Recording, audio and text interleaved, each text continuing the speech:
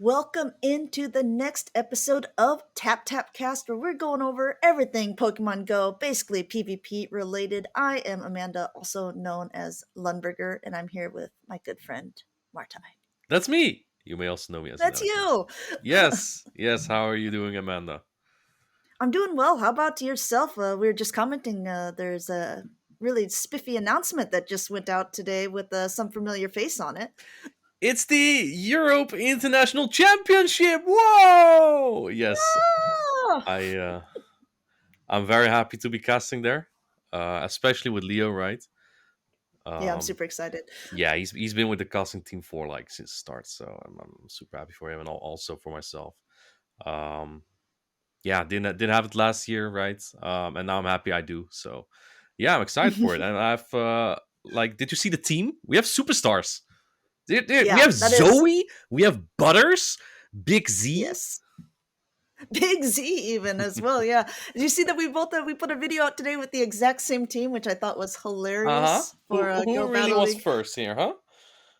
Well, technically, I was first. I was talking with Tomahawk UK with it right at the very beginning of. It was actually right after he got done casting the event that you won in Utrecht. We were playing Go Battle League, and he played this team, and I said, "Oh yeah, I'm going to make a driver a car about it." But Uh then, huh. obviously, Great League went out of rotation because Spring Cup was there forever.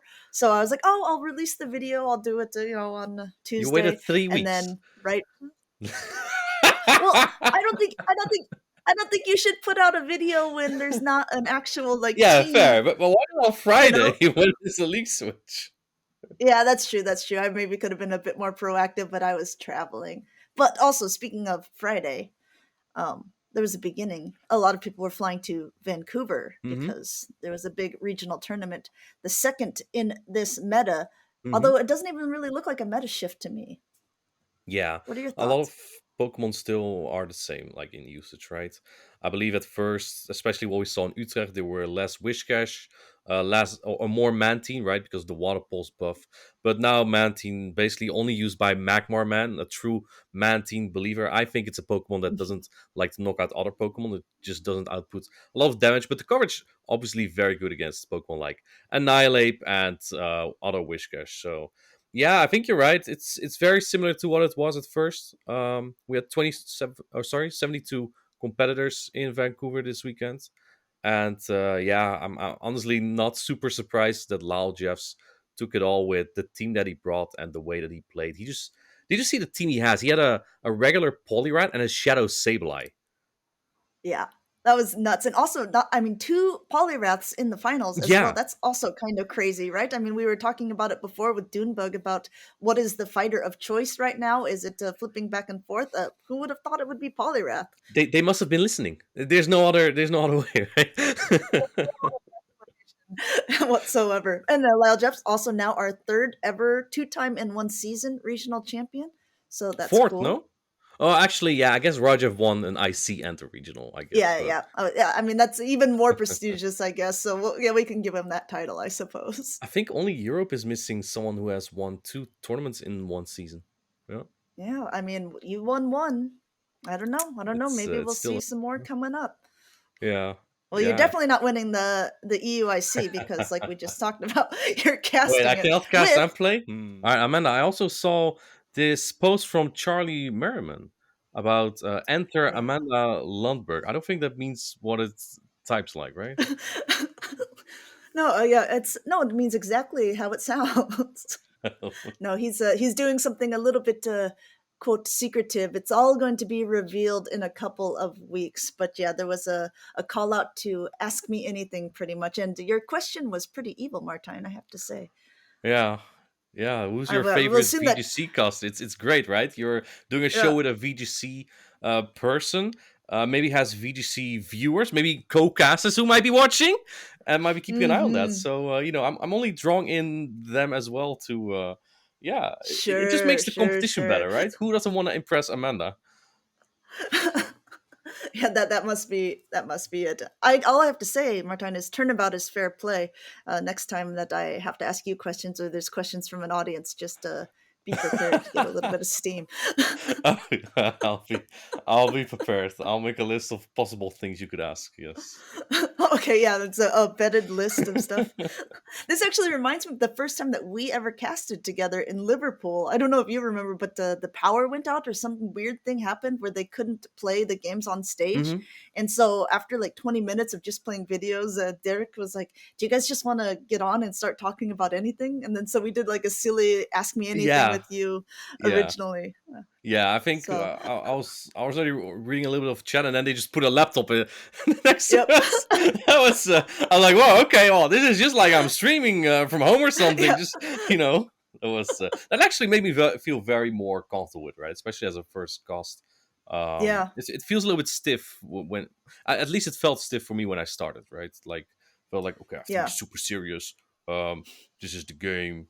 Yeah, this is happening. And that just made me feel very loose. I think that was the start of that. Yeah, yeah. Yeah. And that was also, I mean, that's a good point. I think I took it a little bit different than most of the casters because you started as a streamer and then kind of ventured into the casting thing. How did you actually get started with it? With Was it the same way I did? You just saw the application process and you wanted to apply, or did anyone tell you about it ahead of time, or well, how when did I how did we qualified, get the inadequates? when I already saw Connor from the TCG team post often on Twitter, like, "Do you want to cast this for Go? Apply here." I don't know if it was for Go specifically. Mhm. And after I got confirmation that I qualified from Stuttgart, I was like, "Well, why not? Let's see if they take me." I actually wasn't counting too much on it. Yeah, and then I was denied at first because I wasn't super willing to take days off for pre-production. And then I Mm. was messaged, if you can take these days off, that'd be great. We would love to have you on. I was like, wow, if you ask it like that, you must really want me. So yeah, and it was worth it very much. Yeah, look at us now. I mean, I did the one right before you with the Lionheart. You may Hmm. have heard of him. I think he's a fellow caster at this thing that's coming up very soon with you. But yeah, It's this one, right? It's this he's one, the pretty Tap great. Tap Cast. Oh, it is the Oh, Tap Tap Cast. all right. Let's head over to KoningLionheart. Welcome in, Babecaster. He's all shaven. Hi, Leo. Hi, Yeah, more you like guys. Babycaster now. Yeah, it's I'm the caster baby, right? It's yeah, I'm very happy to be here. I'm honored to finally be asked on the Of Tap course, Tap yeah, yeah. podcast. Usually, you only take in champions of regionals and special events, and now you have the champion of the people's heart. Yeah. That's exactly why we had you. We also take champions to be. So this Mm, is like a prediction. Exactly. You Yeah. remember how in Utrecht they didn't put me on their prediction to win stuff. I do put you on my prediction to win stuff. Oh, actually, they did as well. Put you there, right? yeah, Yeah, they bad did. Yeah, They choice. Kind of actually, bad yeah. choice. Honestly, I was very proud after Nighttime Pleasure told me that I just don't have to choke in the main event, and then I'm a good pick for the caster's prediction. And then I absolutely choked it. What can I say? It's I got some CP, but Yeah, it was very close losses that I could have avoided. unfortunate, unfortunate. But Leo, let's begin from the start, from the beginning. Yeah. Tell us about yourself, for those who don't know you yet. Hi, my name is Leonard König, also known as KoningLionheart in Pokemon Go. I am a caster of games. I mean, this audience probably knows me from Pokemon Go. I also do Yu-Gi-Oh! And I do other presenting jobs. And yeah, I've been doing competitive gaming for the last 15 years now. I've been traveling all the way through Europe to attend different kinds of tournaments. So you started when you were 4? Yeah, that took me a minute. Okay, guys, I have a beard. Yeah, I shaved. Big mistake. Shouldn't have done that. But no, actually, the traveling started when I was 18. I just got into uni, and I just had like my first pocket money, so I could buy a Yu-Gi-Oh deck. Then I met one guy at uni. I was like, "Hey, is there tournaments around here somewhere?" And he was like, "No, but we're flying to Italy in 2 months. So do you want to join us?" And I was like, "Yeah." And then I was hooked. So that's actually a really interesting point because you came to Pokemon Go in a very different way than I think a lot of people did get into the game. Can you walk us through that sort of journey from the beginning? So the tournaments that I started casting, I think the tournament was the one that Dex won, the Lille. Hmm. We did that remotely. I had no idea about the meta game of Pokemon Go, about the competitive scene. I just loved Pokemon ever since I was a little kid. Probably as most people, except for Amanda, who hasn't Yeah, played a man, I single never game played except for Pokemon. Pokemon Actually, Go. crazy. Blah, blah, blah, blah, blah, blah, But blah. yeah, I was always playing VGC and TCG, Hmm. and the people that were arranging the casters, they knew me from casting Yu-Gi-Oh. They knew I was capable of doing the job. There weren't too many people from the scene applying, luckily. So otherwise, they would have probably taken people from the community. And then I was sitting down there in my home in the remote regional with Pain. Hmm. Yeah. Yeah, he's no fun. Yeah, he didn't have Uh, fun casting with me in the first event. I can tell you that. I was like, that was so beginner level. I had like 2 weeks to figure out how the game worked. hmm. Um, I was really proud. I remember that exactly. That I figured out what the fast attack of Sable I was on the broadcast. I was like, and that must be Shadow Claw, right? And I was celebrating myself over that, and Pain was probably molding. Yeah, no, Uh, that was a thing. And then again, still not too many people applied for the casting, I think. So I also got to Bilbao, and then from that point on, I think people started realizing that I'm learning the game a little bit better and that I have more of an idea of how the game works and not only how shows are supposed to work. Hmm. So then I got into the Pokemon Go scene and I started playing a bit more. To be honest, it is very tough to learn the game as a caster if you are just downloading the app, if you don't have access to Pokemon that you can like play. Like if you mm, could just get an account and have 6 Pokemon ready that you could play with, I think learning the game would have been way faster for me than how it was. I see. that's probably a good point. I will say that um, it's been really great to see how quickly that you have grown at the game because you're right at the beginning. I mean, there was always a little bit of a learning curve, and there was also a bit of a no, that's this attack or whatever. But I mean, now I think that you are not only one of the most experienced casters, just in general as a caster, but you also are one of the best casters in general in Pokemon Go. Amanda, thank you. Keep it coming. No, I mean, I'm very aware of my learning curve. If you play games competitively, then you have to be aware of what you can and what you can't do and how you're getting better at games. It's a very important process there. And I just remember, like a year ago, I think it was even Utrecht, the one that Inadequates didn't win. Uh, I, th- I think I that was the got second it, event I duh! casted, right? Yeah, With exactly. you! Yeah, I know. And we were casting over a game, and the matchup looked very neutral. And I was insisting on just bringing random Pokemon sometimes because it would be a good strategy. I was at that point. I thought, hey, I understand enough about the game to know that this is a good idea, and I now don't think it was, but that was a point where I thought I had figured stuff out. But no. I don't know. That's what Nighttime Clasher says to do. So maybe you're not completely wrong. He did win a regional. Maybe I should start playing random lines again. ABA works sometimes, right? The roll of dice. Oh, yeah. Yeah, so you started there, and I think at the start you said that people didn't apply. I don't think there were applications at the time until I think until Liu, right? Because you could apply when Connor, I believe it was Connor who put Yeah, I application think. forms on Yeah. Twitter. But after Liu, you decided to go on. You're welcome to, but how come? I've been in love with Pokemon, so I really wanted to work on production Mm-hmm. with Pokemon. I didn't even care if it was VGC, TCG, or Pokemon Go, I but see. also I really fell in love with the community. Going to the socials, meeting more people is a lot of fun. People were so nice. I have not always experienced that in other gaming communities. I've been through multiple, but that was kind of insane. I gotta be honest. How fun everyone was. The community people were just all cheering for each other. Like usually you have your bigger testing groups, or there's a bigger rivalry between multiple groups, teams, everything. Here, everyone is just rooting for each other. It's just so harmonic in a way. Or we're all rooting against Martine. Oh, But that was it's so that's not sort the of case like in the Utrecht. Oh hell no, that was not the case in Utrecht. I mean, have you seen how people were hyped for Martine? That was pretty crazy. But by the way, Yeah. Martine, in your first tournament that in the first tournament that you played in that I casted, that was an odd way to structure the sentence, but that was Stuttgart, right? You got third place. That was how you got to Worlds, and we had an interview in round 3. Was Leo? No, it was Stuttgart, because it was also the first time that I met Leo in person and we casted together.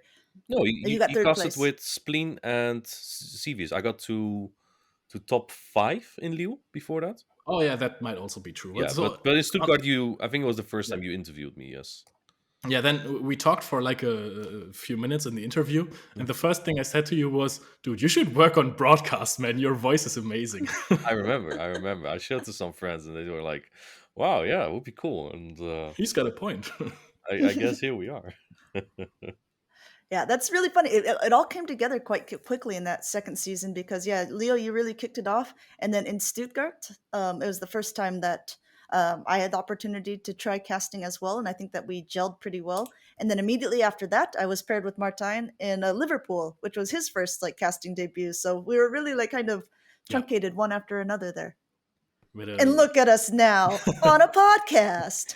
all the IC casters, okay? Casual flex here. Oh yeah. Keeping it Oh, humble. let's get into that. Yeah.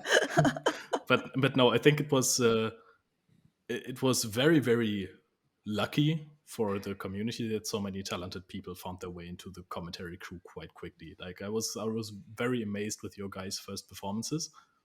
Amanda just completely stole my thunder, to be honest. Like in production, everyone was like, "Yeah, Leo, you're doing such great shows. It's amazing. You're doing a good job at this." You know, all the other casters were also still very good, but I was standing out a bit from my knowledge about production. Then Amanda comes in, you know, just stealing the show. Everyone is all of a sudden in all of the feedback talks, everyone's like, "Dude, Amanda was so good," and I was like, "Yeah, okay, I know." And nowadays we're just both sit back and we have to hear, oh, Martine, he's the apple of everyone's eye. I think Tomahawk this is going beauty. to be the next one. Oh yeah, for sure. That's going to be the next one where we're going to sit back like, "Yeah, we know that he was. Yeah, we good, get it. He's fine." great. Also handsome with that beard. We get it. Is that why you shaved yours off, Leo? Not to bring it back to it. Because I don't want to be handsome? Or what? Too much beard competition now among the casters? My beard grows extremely unevenly. So the only way it looks good on me is like if I grow it for 3 days. I don't even know if that's in Germany we say 3 Tagebart. It's a 3 days beard. Mm-hmm. That's what is the I don't know what the translation for that is, but we call it stubble. Beards, no? Is that what you guys call it in Dutch as well? 3-day beard? Oh, absolutely not. I don't know what they have a word for everything in German. They just glue that everything is true. together, and it's literally German. It's literally German. There is a very famous song in German about the 3 Tagebart. I can only recommend you. You can sing it. You can sing it. It's fine. We don't have time. Yeah. No, we call it stubble in the US, but it's like maybe not necessarily 3 days, but it's like after you shave and it's just like the very small hair. Yeah, it's like I know what you mean. Yeah. I don't know how to. Now I feel like we're talking to Arcus Aurelius again when he was like, you guys are all talking about your beard maintenance tips and tricks. I saw that the easiest way to take care of your beard is to not have one, you know? Yeah, that's what I'm finding as well. Yeah, just wash your face and then don't care about the other stuff. No need to worry about lice and everything. What? What? I don't think you should have to worry about that anyway. You say that you find the beard competition difficult. Does that mean that Amanda's easier competition for you then, as for no beard? In terms of beards, yes, definitely. Yeah. You're definitely farther along than I am. No, it's of course tough to compete in terms of cuteness with Amanda. That's like the biggest problem, you know. She wins that ranking. You win the beard now. I have to be like tall or something. I think that's That is, my yeah. jam. Yeah. Let's talk about the second season that you were a caster for Pokemon. Oh, well, we weren't doing official streams yet at the time. It was still a community stream. What were you? I believe there was quite a time between Bremen and Bilbao, right? What were your expectations and thoughts going into Bilbao, into the new season, and also new casters? You mean the first official season was Barcelona, right? Do you mean? Yeah, I mean that? so basically the second season. That's the 2023 season. Ah, Yeah. yeah. So So Bilbao was the first one of that. yeah. Okay, right. Yeah. Okay, Barcelona. So how got me all confused there. So my thought was, I don't know. We got a pretty esteemed crew. Hmm. I'm talking about Bilbao here, right? Not Barcelona. Okay. Okay. Going from Bremen into Bilbao. Yeah. Okay, so Bremen, I didn't cast. I remember that. I think that was a German broadcast that Nuralkar did. He even casted that in German. Mhm. Into Bilbao, the one I casted was Lille, and I was still worried. I was like, okay, I know a little bit more how the game works. Of course, I don't know how complex it is, Mhm. or I don't understand how complex it is. I hope that it's going to go well and that I have some co-casters that I can really work with. We had Bestia Max and Angel Squall. I hope that was the correct pronunciation. Who I met back in Barcelona, to go full circle now. Who are really nice chaps. We had some language barrier issues in that cast. Gotta be honest. That was sometimes I couldn't understand their English. Sometimes they couldn't understand mine. So that was a bit rough. Mhm. But going into the event, I was kind of hyped, to be honest. I was really happy that I got asked back after Lille. I did not expect that, to be honest, because of how little my knowledge was, given that I only had 2 weeks of preparation. Well, I think they wanted someone reliable, right? Maybe you didn't know as much about the game at the time, but they know like, oh, Leo has nothing better to do. Let's just ask him, and he'll be going Exactly. back. And honestly, I think that sounded a bit like a jab, like a side jab, but there is nothing better to do than casting Okay. Pokemon tournaments. Very So clear. There you take go. that in adequate. Agreed. No, I was genuinely really happy that I could be part of this, and I got the feeling like, okay, now the community has seen my face 2 times. I might be a part of this in the long run. Hmm. So how did you prepare for it from after Lille into Bilbao, So right? Because after you Lille, didn't the have much first preparation time. the first few, I don't know how long the time was in between. Mhm. Uh, so there was a little bit of an off timing because I thought I wouldn't be asked back anyways. So I was just playing a little bit with Pokemon on my phone, but I didn't invest too much time to it. Then when it came to the Bilbao talks, it's like, okay, I got to grind into it. So I talked to my friends who were teaching me the game. Basically, I asked Payne quite a few questions because he was my only contact in the scene, Mhm. which was sometimes, of course, difficult because he lives in Canada, I think. Correct. And it's tough to keep a conversation with the time zones sometimes, Mhm. especially if I want to know something now because I'm trying to solve a Pokemon Go issue in my phone.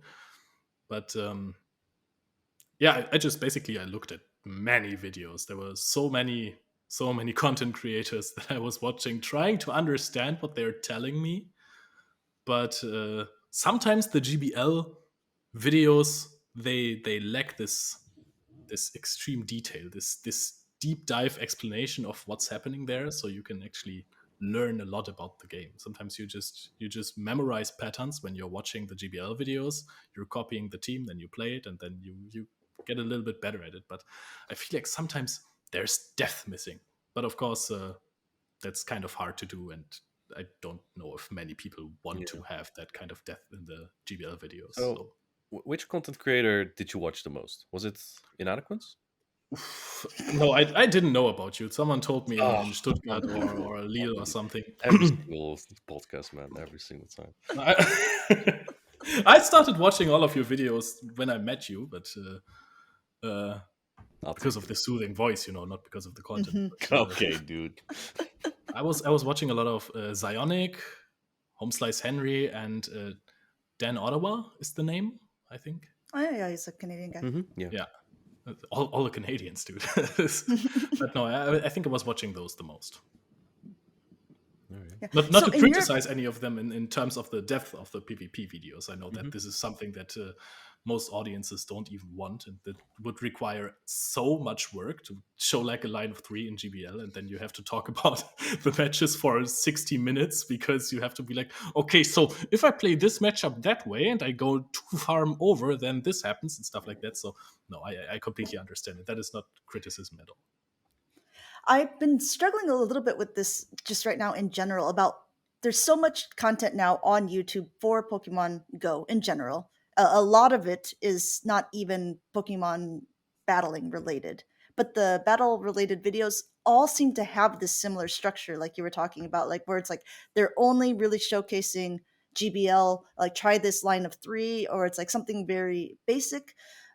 But like, I wonder what could be done to rejuvenate these videos or to make it interesting and exciting for maybe someone new battlers who want to learn a little bit more or dive a little bit deeper but don't know how to, like, I think if you unless you know people in the community already, it's so hard to Yeah, get better in the game and like to be able to like learn tips or like, oh, I didn't know that you could do this sort of thing, or unless someone specifically makes a video about it and then you have to watch that video by that one creator, like it's exactly. yeah. I was trying to make a video like that because my original plan was to create a YouTube channel where people would join me on my journey to learn Pokemon Go PvP. That did not happen at all. So that was way too much work for me. I don't know. I just got lazy, I think. But It's a lot of work. I wanted to make a video about my factions run this season until I forgot to record twice in a row. Smart for disputes. Yeah, of course. That's just Yeah. me. I think that you could, if you want to go more into detail, you should definitely do videos about Show 6. The videos that Thomas and you make, Martine, about your cups and challenges. I love those. Those are great content. Probably also a lot of work. It's like half an hour videos. A decent amount at least. I love that Home Slice Henry featured Emmy Weedle in a video and he showed some Show 6. I love that. I was getting my hopes up for more Show 6 content by bigger creators. I think that you should discuss the choosing your line of 3 more then. I don't know if it's manageable if you want to showcase an entire tournament, but if you want to get people better, if you want to get people to be better at PvP, I think that is a very, very important part of the videos that you could show. Like if you're doing a Show 6 video of Home Slice Henry versus Emmy Weedle, and then you discuss in detail why you picked which Pokemon could fulfill which role on your team against the 6 of the opponent. I think that many of the details you would talk about are valuable information for viewers. I think this is a very small group you would talk to, so I don't blame anyone for not doing that. But I think that would help. Should I just DM the opponents the lines that I usually use? Like, should I make it that easy for everyone to defeat me? Yeah, that is a I don't want very everyone to become better, man. that is you heard it here first, guys. Don't watch the videos because you're not gonna learn anything anyways. I mean, he's already cheering for the Americans to come over and annihilate everyone at EUIC so he can stay on top of the leaderboard at EU. Actually, big conspiracy, Inadequates just feeds people wrong information in the videos that he's posting just so that everyone misplays. I know he likes to bait. Every broadcast, Martine says, I always say, always bait. And then he doesn't. Yeah, that worked well in Utrecht. No, I'm kidding. But yeah, maybe that is something to... I do like to... You know what it is? I don't want my videos to take too long. That's something you notice I in understand. like the statistics of your video, that people watch like the first few minutes and then it's just... So that's what I dislike about making it too long and going too in depth. I do try to... No, But yeah, I mean, like it's also a little bit discouraging at times when you make a Show 6 video that takes so much time. While if I just take 10 recordings from GBL and just talk over that, takes me like an hour to make, and it gets like 3 times more views. Kind of feels bad, man. Kind of feels bad. Yeah. Yeah, also for my first factions video, I thought to myself, hey, I'm going to make a brief team building discussion, and then this took like 70% of the video until I realized, oh, I need to do graphs for this, and I have to do some lines in there to show which Pokemon I'm using against what, so it's not too boring. And then I didn't upload the whole thing, but yeah, I do get that it's kind of hard to do that. Also, like the attention span of people is really low, so people need something flashy every 5 seconds for their content. I suppose that's what works the best. So Yep. Yeah, I even have friends who are watching like TikTok things or videos on what is it, double speed, and I was like, are you like how are people absorbing content? But I'm old, guys. I'm old. those Tic Tacs I'm on that the the- young Those people those, are those talking yeah, those about, tic right? tac. I'm on the same page, man. Yeah. Yeah.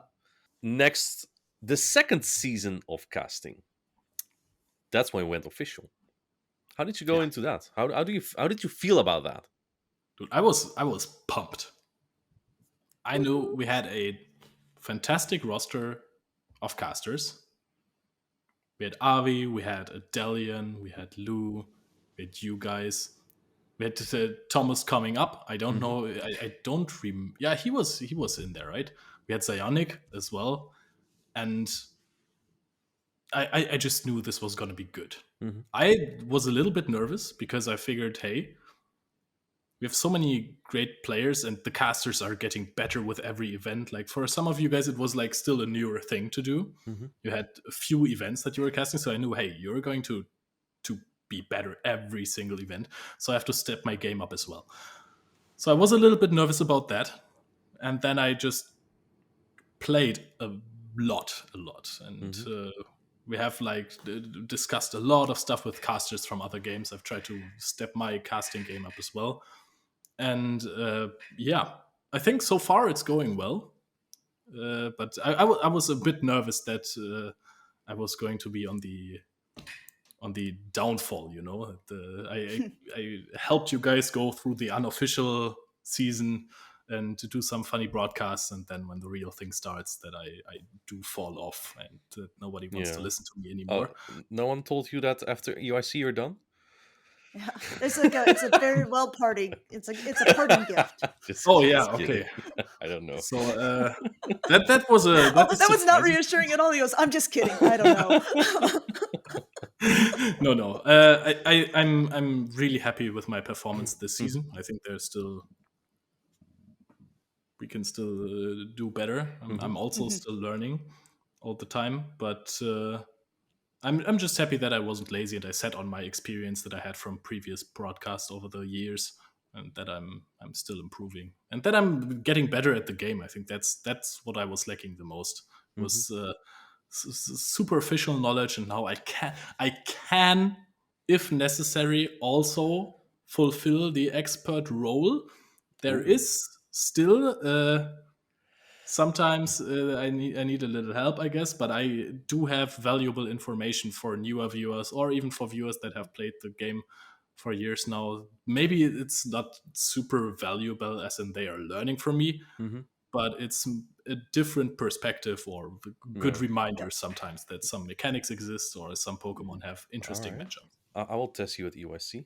Yeah, I remember. I believe at Liverpool. That's a good place to test me, by the way. Was that Liverpool? Let's try things out. Was it Liverpool or I think it was Utrecht, right? Where I asked you about. Can you explain what ABB was? Yeah. That's and I knew what ABB right? was, but I just started sweating at that moment. It's like, okay, find the words that work here. Yeah, No, but that's also hard too. It's like just be able to be concise with what you want to say, and say it in an amount of time that you're not completely rambling on, and people are like, okay, I've completely forgotten the point of whatever this person was trying to make at the very beginning. So I think that you did explain it well, Leo. He did. Yeah. I was also you want to try it on the podcast? I mean, and by now I don't have a problem explaining ABB anymore. You have a Pokemon in the front that is weak against something, and you have two in the back that is that is good against the same thing. It's not that hard. Yeah, I don't know how I talked for like 1.5 minutes about this. It's really over-explained the whole thing back then. I think you did well back then. I remember. Yeah, that was good. Um, You brought up kind of an interesting point that I guess like it's worth discussing a little bit, because it's not that we are in competition with each other the way that people who are playing the game at regionals are in competitions. But you're absolutely right that it is a little bit of like you're saying, oh, I don't want to be like forgotten about, so I am now making myself better. And I think that we're all doing that to a certain degree, and that's really cool because that's why our broadcasts are getting better and Yeah, sharper, and like people are finding good synergies of how they like to cast together, because everyone's trying because they care, because they want to cast more yeah. games. I think the most important thing we are doing extremely well as a commentary crew, and that is friendly competition instead Exactly. of way too hard forced competition. Like yeah. nobody of every one of us thinks, hey, I do want to get better. I want to be the best caster in the entire crew. It's, of course. Yeah. But nobody says, hey, I want to be better than the other casters. I don't Right. want to specifically be better at this than Martine or better at this than Amanda. So I think that we are all, if I do someone actually. accomplishes something, we're like, if someone accomplishes something like getting an IC or doing like an amazing finals with so much hype that people talk about, Mm-hmm. or people clip something that someone said because it was cool, we're like, Hopefully. I want that for myself, Mm-hmm. but good for you. And I think that's a beautiful thing. I've had that in I think all of the productions I did so far, not only Pokemon, that is. And I think that's really good and really helpful, because if it gets like too eager of a competition, then the synergy starts lacking as Exactly. well. Yeah. Exactly. Um. Yeah. Enough friendly stuff. Who's your favorite co-caster? No Uh, matter who he says, I edit this, so I'm just going to put my name in. I'm going to take where he said my name earlier in the broadcast somewhere, and I'm just going to clip it out and put it right here. Yeah. And unless you say me, I will be offended. Keep that in mind. uh, do I have to go for Pokemon Go? He's struggling. Yes. Yes. The Europe Okay. team. Yes. Then Specifically I think our team. by now is it's, I think, actually without trying to suck up here, it's you, Martine. I think our synergy is one of the I'm best sorry, we have that to I've. cut this broadcast short.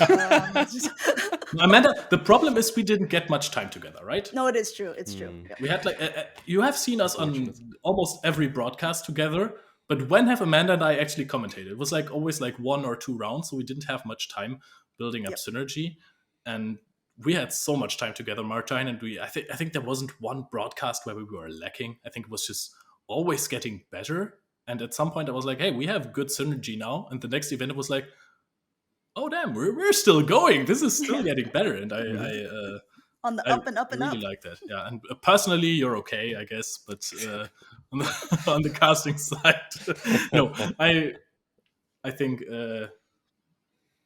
yeah, it's gotta be Martine here, and of Which is course, awesome because you uh, guys get to cast EUIC yeah, together.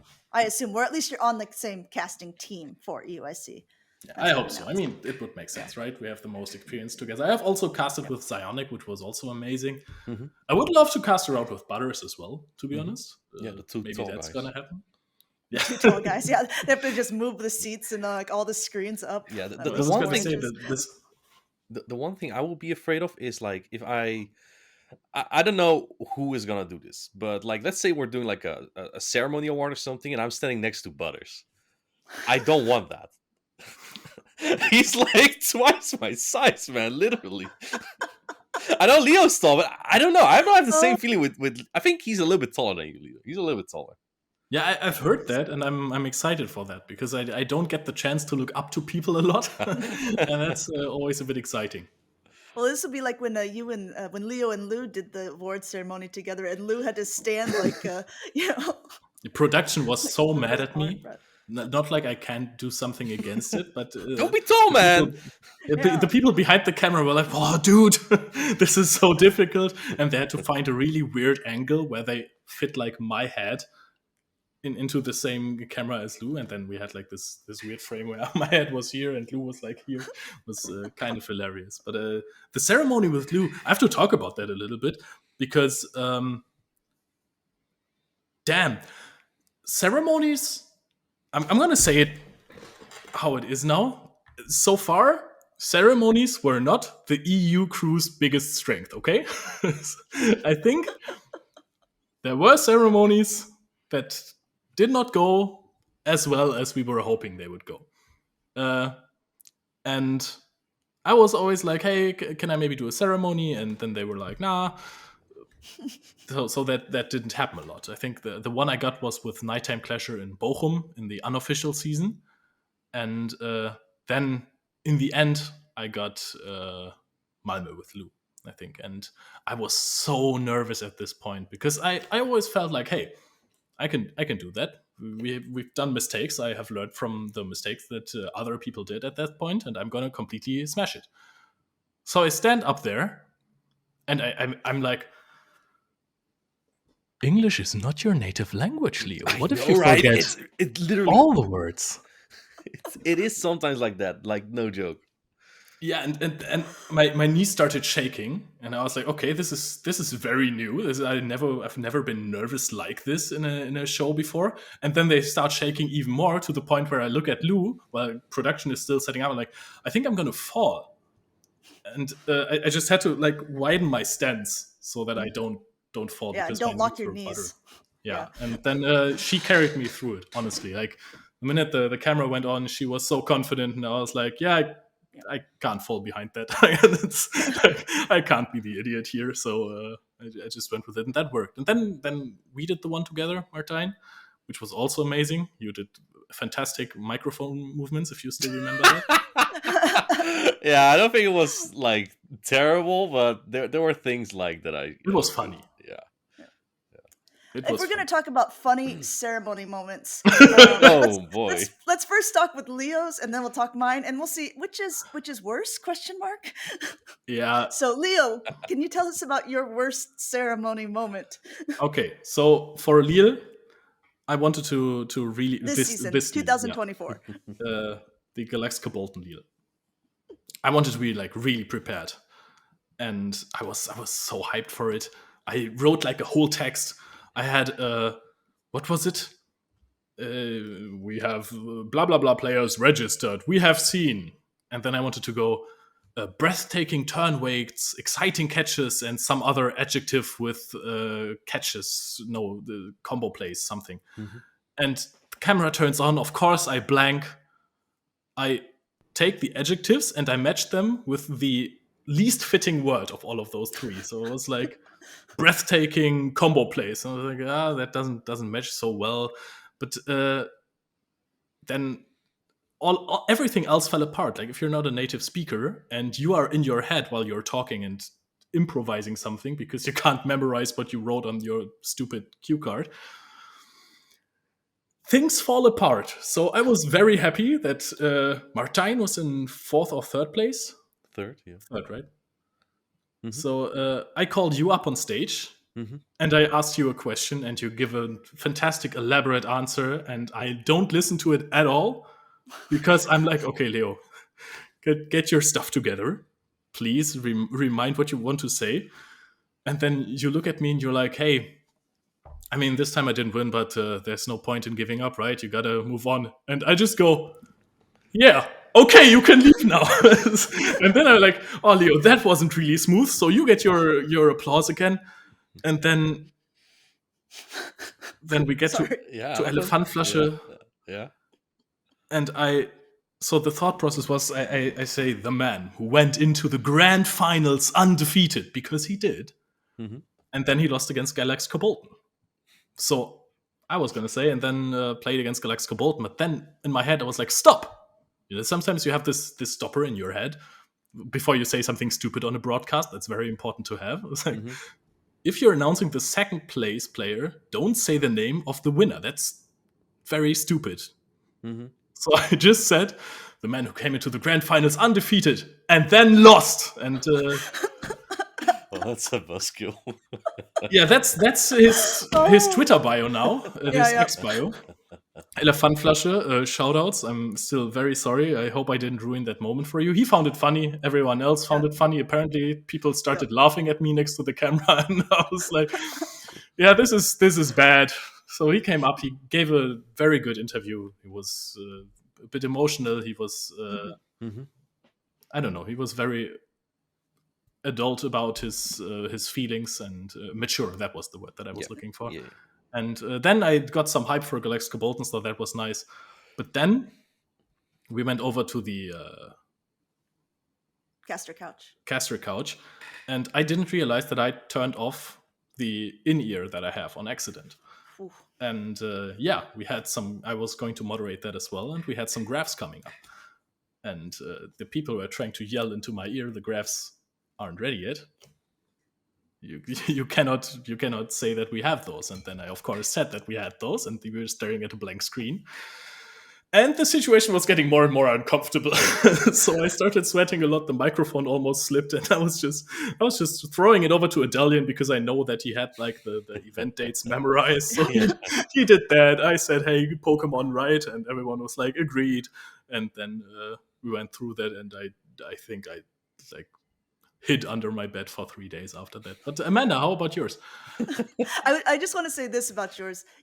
I don't think anyone besides you remembers it being bad, like in that sense. Like they maybe will remember that funny line, but I think that like anything, like PvPing as well, we're our own worst critics, right? So you're stewing over these moments while someone might have been like, "Oh, that wasn't the best." They've long forgotten it by now.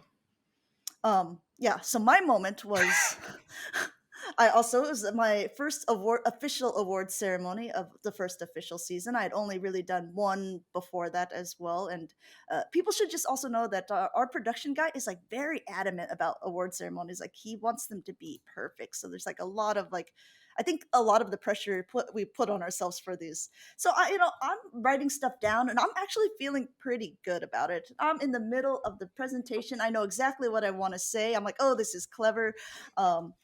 Both first place and second place are on the factions team, tea and pizza. So no matter what, I can have a little bit of a funny insert about this, and it's going to be great. The people who know or in the know, they're going to be like, "Oh, that's clever, that's cute, that's funny." So I get up to it. It's Dean Oski. He's in second place, and I say, I'm again tea and pizza, meaning to say he drinks tea, he eats pizza. Instead, I say, he drinks pee. No, he doesn't. He drinks tea. And then by then, again, all the wheels just fall off the wagon at this point. Where it's like, I'm trying not to lose it because, again, but it's funny. So it's like, I can't... I was like, just go over it really quickly. He gets up on the stage. He actually takes it very well. And I apologize to him afterwards too. Because can you imagine it's his big moment. Like he's getting up on stage and now I just tell everyone that he drinks urine. I mean, he took it really well. He brought his special brew to the next event, right? Dude, that was, again, I was casting with Thomas, technical. And in the middle of the match, he just pulls up this apple juice or something and in the middle of the screen and funny guy. Unlabeled bottle as well. That was a very, very important detail. That was hilarious. Yeah. Oh. So yeah, he's pretty cool about it. I also, for Christmas, I sent him a cider beer, and I wrapped it with a label that said Dean's Special Blend, and then said Happy Holidays, Dean Oski. so it's like a good inside joke. Martijn, did you have any big mess ups that you had in your career that you are maybe a little bit ashamed of? There's one that I had actually not as a caster, but I was on the casting team, which was with Tho, and like I recovered it a little bit. He recovered it, so it was. I don't have things that are still stuck on my mind. Obviously, the Turin ceremony awards, I could have done better. Like I didn't know that I should be always interviewing like this and never like this. Have my arm across my body, right? But yeah, I guess when I was being interviewed by Tho, I said, I want to give a shout to Tho Tactical for helping me with my team. That makes him look biased, right? I should not say something like that. So then we both recovered. He didn't help me with my team at all, by the way. So I don't even know what I want to say at that point. Sometimes you have that, right? You have those interviews or something, and you don't. You just try to make him look bad. That's such an inadequate versus the tactical thing. That is what I wanted, but not in that way. Really, when I was clipping things for the vlog from the video, and Toe Technical was interviewing Martin, and Martin's like, "I guess I'm just a good loser." And Thomas is like, "A good," and like Sure. Martin almost said loser again, and he's like, "Sorry, what?" Like, I just couldn't stop laughing. I was He's like, "This pretty is good like at perfect." Yeah, it. he just seems so nice, but he's like, Yeah. it's you have this effect on people, Martin. It's just like everyone just wants to be a little bit mean to you. Yeah, it's. I'll give it back to them though. Exactly. I think that's why. I think that's why we all know that you can take it really well. Yeah. Before we head into our final question, Leo, I want to ask you one of the main things probably going on for you right now. How do you feel about casting EUIC soon? I'm pumped, dude. No, this was a goal for a longer time. It's like a dream scenario to cast an IC, right? It's such a big event. It's such an honor to cast there as well. Like there's so many different casters from different continents, and they choose us two. Just speaking about the three people here in this room, Amanda, you have had 2 ICs as well. Yeah, I was gonna say I've also been chosen, Leo. I was gonna say, Let's do the spotlight now. You had more than us though, but it's just absolutely phenomenal. I'm nervous. If I do stupid stuff, I don't want it to be on the IC stage, but I can't wait. I've friends coming that are going to spectate. That's really cool.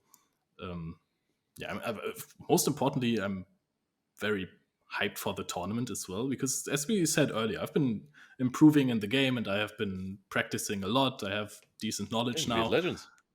Yeah. Yeah, that's true. But the thing is, so humble.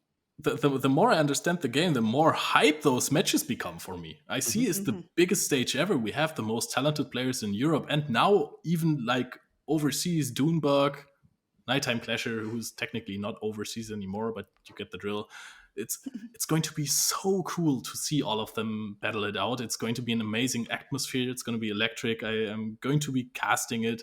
It's with your favorite co-caster. Exactly. I just can't wait. It's a dream. I'm really happy. I was so moved by all the people who were messaging me and saying, "Hey, so nice that you got this gig." And I was like, I'm happy that you guys want me to have this gig, because sometimes I haven't been around from the start, so I'm very happy that a bigger part of the community has accepted me, and I'm very grateful for that. I also made like a 10x pages post about that where I was telling everyone how much I loved them, and I'm very emotional and happy about that, and I can't wait. That's good. We're gonna prepare together. Yeah, that's true. And I still gotta buy a new suit. You have 2 weeks and grow out your 3-day beard. Oh yeah, you see this here, Leo. I need you to have that. Yeah, that won't be possible. But a 3-day beard will be like trying to be rugged handsome. I think that's do whatever you feel comfortable with for me. But I have 2 weeks to grow out a 3-day beard, and I need to go to the saloon. Is that the word for it? The barbershop? Like this can't happen at EUIC. This needs to be shorter. No. So a fun thing is a salon is what you're talking about, but also like saloon is like a very like Western style, like doo-doo-doo. Oh yeah, right. With the yeah, that's where he's going to. Yeah. So, if you're going there, that's very cool. That is true. Sounds like a nice atmosphere. You just get on your horse as you Wild West Pokemon battles. Oh, well, I am so excited for you, Leo. I can't honestly think of anyone more deserving. You've been with the EU cast from the very beginning. I think like you are honestly the staple of our group. So it's obviously a big thing. Also, I'm very excited for Martijn, but you probably told him enough already, right? Listen, he gets it. Thank you. It's not enough that he got that announcement, and then it also goes and wins Utrecht. So. Yeah, I mean, the only reason why people are always so a little bit mean to you, Martijn, is because you're just simply unlikable. No, because What the heck? no, I'm sorry, I can't help Yes. it. I Is can't this help the it. clip? I Is was this the gonna say clip? something nice. Wait, let me get it back. The only reason why people are sometimes mean to you is that you are just such an incredibly talented Pokemon Yep. trainer and caster as well, and you get better at everything. And Content everyone creator. wants you to not win a damn regional or special event because you're going to be adamant about it, maybe. Yeah, people. We all knew that it was gonna happen someday. Yeah, it's We true. just didn't want to give you the satisfaction of it now. Wait, maybe a little bit more, okay? And now you already got it. It's kind of boring now as well if you participate in tournaments, right? There's not this tension anymore. You're How already a champion. unfortunate. Yeah, Yeah. think of the casters, man. Yeah. Where's Now, the Leo, storyline gonna go? we're gonna ask you the last question, but now I'm a little bit scared because I think you know the question. It's about who in the community would you call a Crabrawler and a Machampion? Crabrawler, of course, being someone who is like maybe a little bit more of an up and comer, someone who isn't like super well known within the community, but you think they have the chops that they could really make it far. And then the Machampion is someone who's probably well known within the community, could end up winning worlds. And if you say Martine just after you were so nice to him, it's going to be the most boring way to end the Now tournament. it's like you get one nice thing. I got It so was- much credit already. This podcast, this is probably enough for like 10 podcasts. that was from the bottom of my heart earlier. You're not gonna get anything more. Don't worry. So a Crabrawler. Is it okay if I'm biased and say name of my friend here? Of course. Of course. Yeah, Odin is a very good German battler. I met him at a cup in Sandhausen. Mhm. He destroyed me, and then he beat very esteemed Pokemon trainers in the finals, even in best of fives. Mhm. And we played the same team for Utrecht. He kicked me out. Got some CP. He kicked Colin out before. He knows how to play. He almost topped Stuttgart, but lost to Tomahawk, I think, in the last in the loser semis or something. He's really good. He has been grinding nonstop ever since he gotten the chance to play more of those. And he's playing very, very clean Pokemon Go most of the time. So there is going to be an event where he's going to make a deep run. That's for sure. It's Will just he be at EUIC? yes. Ooh. It's just going to be a question when he's going to do it. So Machampion, I can jab again. Oh boy. The best Dutch Pokemon trainer. Yeah. I'm gonna call Statistan. Really? Not only is he very funny and sympathetic, which is not a quality that we're discussing right now, but I want to mention it. Statistan is a very smart trainer. He's a doctor. very meticulous in his technical play, and he makes opponents really uncomfortable sometimes. And also, what I found really interesting was when he played versus Tomahawk in Liverpool in the winners something. Mhm. He knew that he was going to lose charge attack priority with his Gligar. And he played versus Tomahawk, who he knows really well. But his Gligar was his only win condition. He also had a low HP Pokemon in the back that he could catch something on.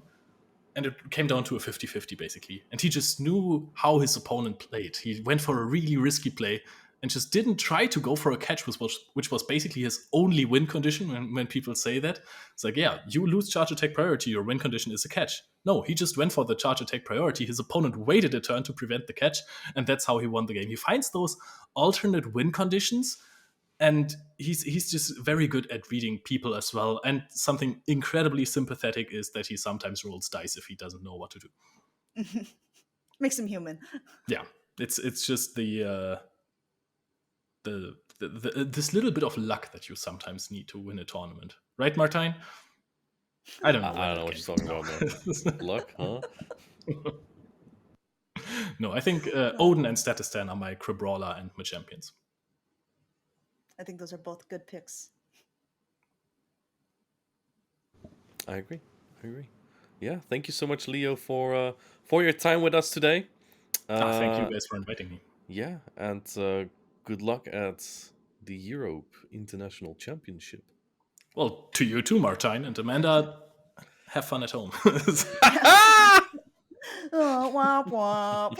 For those listening to this podcast and wondering when this EYC is going to be, it is going to be in April on the 5th through the 7th, I believe, on twitch.tv/Pokemon Go. So go and check out the action, watch these beautiful boys, and see some really good battles. And in the meantime, we'll catch you in the next episode.